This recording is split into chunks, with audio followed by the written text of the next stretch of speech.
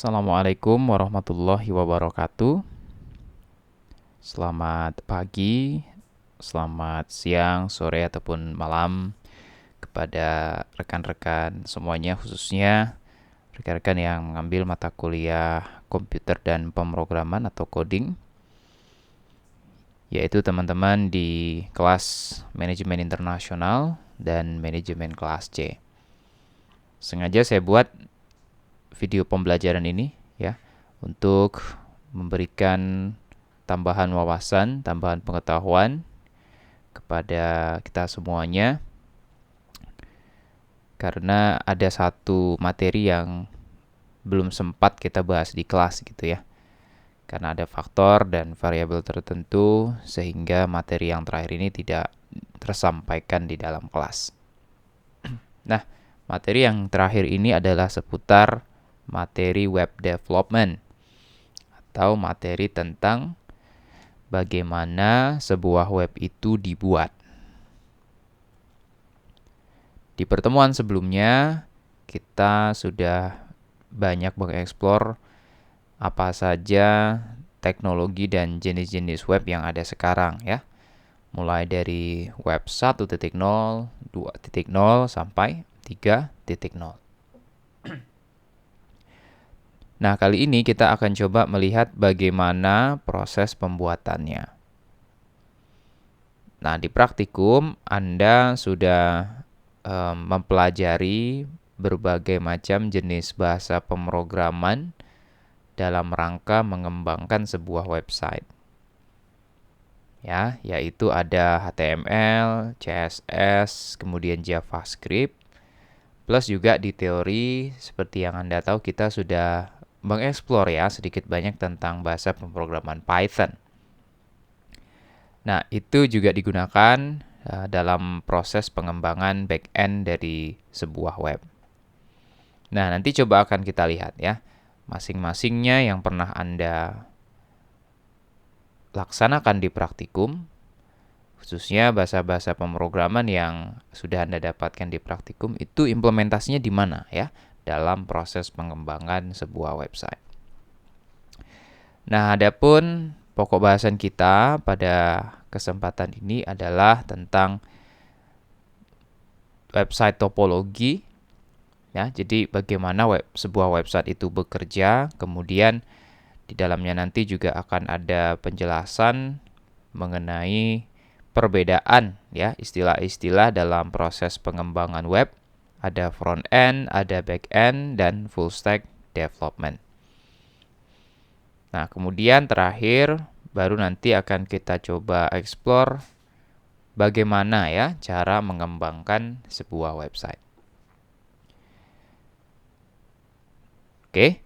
Nah, teman-teman juga perlu consider bahwa materi ini nanti juga akan masuk ke dalam soal final exam-nya ya atau ujian akhir semesternya. Jadi harap disimak betul. Mungkin ada beberapa ya yang nanti dalam pokok bahasan ini yang akan masuk ke dalam soal ujian akhir semesternya. Oke, nah sebenarnya bagaimana sebuah web itu bekerja? Nah, ini adalah gambaran secara umum bagaimana sebuah website itu bekerja. Ya, ketika Anda ingin mengunjungi sebuah website, mustahil rasanya kalau Anda tidak akan menggunakan sebuah aplikasi yaitu web browser.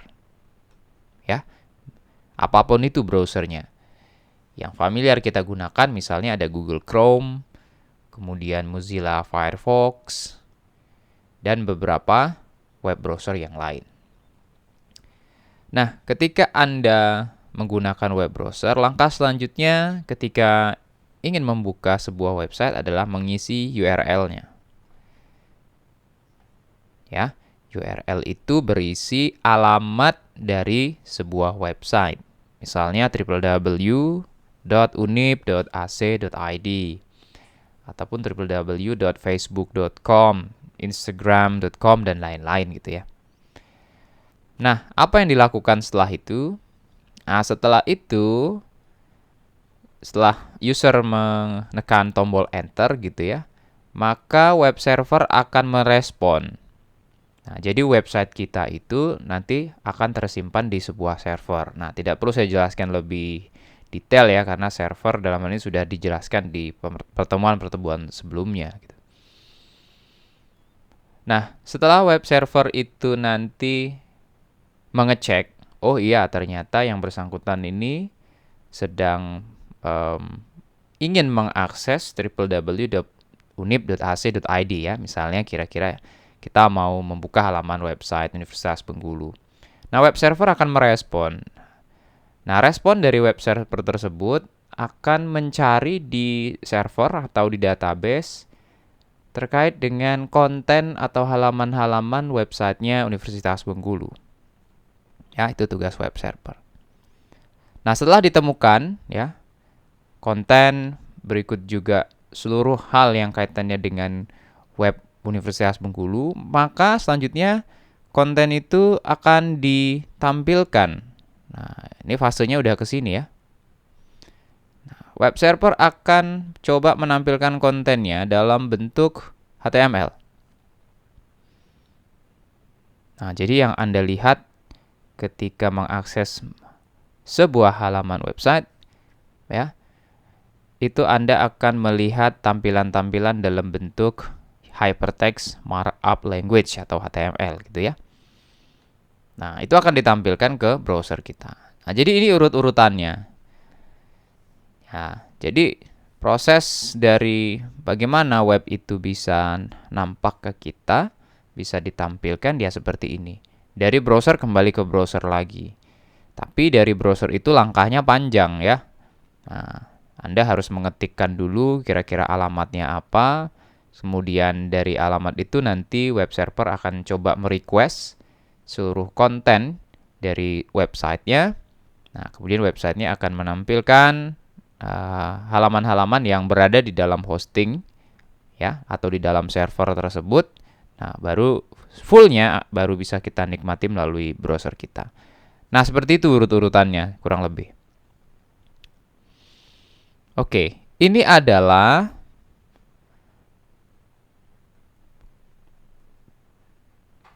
hal-hal yang perlu diperhatikan di dalam proses pembuatan sebuah website. Ya. Jadi perlu Anda ingat dalam membuat website itu ada dua jenis keilmuan gitu ya yang harus dimiliki oleh pengembang web. Di sisi klien itu harus punya skill yang kaitannya dengan ini. Nah, di sisi servernya Anda harus punya ini, gitu ya. Kemudian supaya dari server itu bisa terhubung baik dengan klien atau sebaliknya, maka juga Anda harus punya pengetahuan tentang protokol-protokol networking gitu. Ya, jadi untuk client side-nya Anda harus bisa berlatih untuk bisa memiliki kompetensi menggunakan bahasa-bahasa pemrograman ini ya, HTML, JavaScript, dan CSS. Nah, untuk kelas manajemen C, ini sudah diberikan kepada Anda sewaktu praktikum. Nanti tinggal dieksplor apabila Anda berminat untuk menggeluti bidang ini. Nah, dari sisi servernya, nah ini secara umum kita sudah pelajari yang ini ya, Python. Nah, masih banyak pemrograman yang lain yang bisa dieksplor, misalnya PHP, Ruby, ya, Microsoft.NET Framework, Java Web Framework, dan lain-lain. Nah, kemudian dari sisi protokol networking-nya, Anda harus juga sedikit paham bagaimana protokol HTTP itu bekerja, protokol HTTPS itu bekerja, kemudian file transfer protokol gitu ya. Karena ini nanti akan sangat erat hubungannya dengan bagaimana bisa dari klien itu terhubung ke server ataupun sebaliknya. Ya, maka nanti akan menghasilkan konten web sesuai dengan keinginan kita, sesuai dengan apa yang diinginkan oleh webmaster. Nah, ini adalah skill-skill yang dibutuhkan. Oke. Nah, ini secara umum ya, secara umum bagaimana proses web itu bekerja. Nah, disinilah nanti akan kita lihat beberapa istilah yang umum dalam proses pengembangan website. Nah, di sini ada istilah front end dan juga back end. Sekarang kita lihat ya. Ini adalah bagaimana seorang user ketika dia mengakses sebuah website ya. Jadi user ketika mengakses website yang dilakukannya adalah tadi mengetikkan URL-nya pada web browser. Nah, ketika user mengetikkan ya alamatnya ke web browser, maka sebenarnya dia itu sedang melakukan akses terhadap bagian front end dari websitenya. What user sees and interact with itu dinamakan dengan front end. Apa yang user lihat, apa yang user interaksikan dalam hal ini ya, nah, dia sedang berinteraksi dengan sebuah bagian besar yang namanya front end, bagian depan gitu ya. Nah, front end itu dibuat menggunakan HTML, CSS, dan JavaScript. Misalnya Anda ngetik www.unip.ac.id gitu. Nah, tampilan unip.ac.id atau tampilan homepage-nya itu dinamakan dengan front end. Oke. Nah, dari front end itu tetap juga mengakses ya back end-nya, karena bagian depan website Unip itu pasti ada pemrograman di dalamnya. Nah, pasti ada lokasi yang di-request ya pada bagian servernya. Oleh sebab itu butuh database dan sistem-sistem yang lain. Karena file HTML, file CSS, dan image-image ya yang ada di konten website itu adanya di database gitu. Maka ini request-nya ke sini gitu ya. Nah, jadi misalnya Anda klik apa di sini www bla bla bla, yang muncul ke Anda ini ya, tapi sebenarnya ya di dalamnya itu juga ada back-end-nya. Nah, disinilah letak bahasa-bahasa pemrograman yang dalam hal ini harus dikuasai oleh seorang yang memiliki keahlian di back-end developer. Jadi kesimpulannya, ya dalam proses pengembangan web, kita tadi sudah kenal dengan satu istilah yang namanya front end. Ya, jadi front end development is the process of producing HTML, CSS, and JavaScript code that a user's web browser can interpret and display. Nah, jadi tampilan di halaman depannya website itu di-develop ya, dibuat menggunakan bahasa-bahasa pemrograman ini. It is the visual part of the website that the user interact with. It is responsible for the look and feel of the website as well as the user experience. Nah, di intinya tampilan halaman depannya front end itu ya itu dibuat menggunakan bahasa pemrograman ini ya. Nah, bagaimana bentuk interaksinya, bagaimana warnanya, layoutnya, gambarnya, nah itu semua masuk ke dalamnya. Nah, ini sebuah contoh yang saya ambil dari situs Freelancer Map.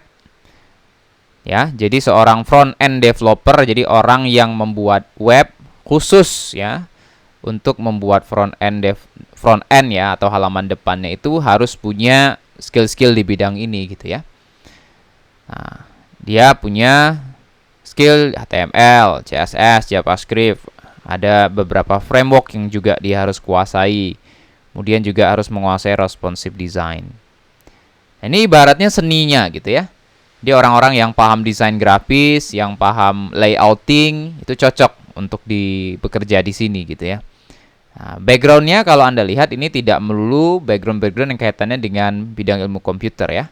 Computer Science a plus. Nah, ini nilai tambahnya, tapi tidak juga ya. Biasanya di luar itu juga tidak apa-apa. Start without official education possible. Tanpa harus ada background educational yang resmi juga nggak apa-apa. Karena sekarang yang dilihat itu adalah skill-nya ya, bukan dari Anda lulusan mana gitu. Kalau Anda punya portofolio yang baik, maka itu nanti akan dilirik oleh perusahaan. Oke, tadi istilah yang kedua ada back-end. Nah, jadi back-end ini proses development yang khusus pada bagian server side-nya. Ya, nah ini include kaitannya dengan logic, kemudian database, server-side APIs, and other back-end process. Oke, Jadi codingnya baru di sini. Tapi apakah HTML itu nggak coding, Pak? HTML juga coding ya, tapi codingnya untuk membuat tampilan. Nah, untuk menampilkan tampilan. Tapi kalau backend lebih kepada logiknya, seperti yang kita pelajari pada bahasa pemrograman Python kemarin gitu. Nah, misalnya ada fungsi tertentu gitu ya. Misalnya Anda input apa, kemudian disimpan di mana. Nah, itu kan sudah pakai proses back end ya, bukan front end lagi. Tampilannya ya, tampilannya menggunakan front end, tapi ketika dia disimpan masuk ke database, maka Anda harus ada coding kaitannya dengan back end-nya gitu. Nah, itu contoh ya bagaimana implementasi dari back end di database. Nah, ini adalah skill-skill yang harus dimiliki dari seorang back end developer. Ya, dia juga harus punya sedikit pengetahuan tentang front end ya. Karena nanti pasti ada dihubungkan, ada link and match-nya antara front end dan juga back end. Harus paham bahasa pemrograman tertentu, database gitu ya, sedikit pengetahuan tentang server, tentang API, tentang Git ya, tentang komunikasi karena dia berhubungan nih antara back end dan front end. Nah, jadi harus ada skill komunikasi yang mumpuni untuk bisa klop ya antara satu bidang dengan bidang yang lain. Oke, ini proses kerjanya seperti teman-teman bisa lihat ya. Jadi ketika kita melakukan request ya, mengetikkan URL tertentu, maka yang direspon pertama itu adalah pada bagian front end.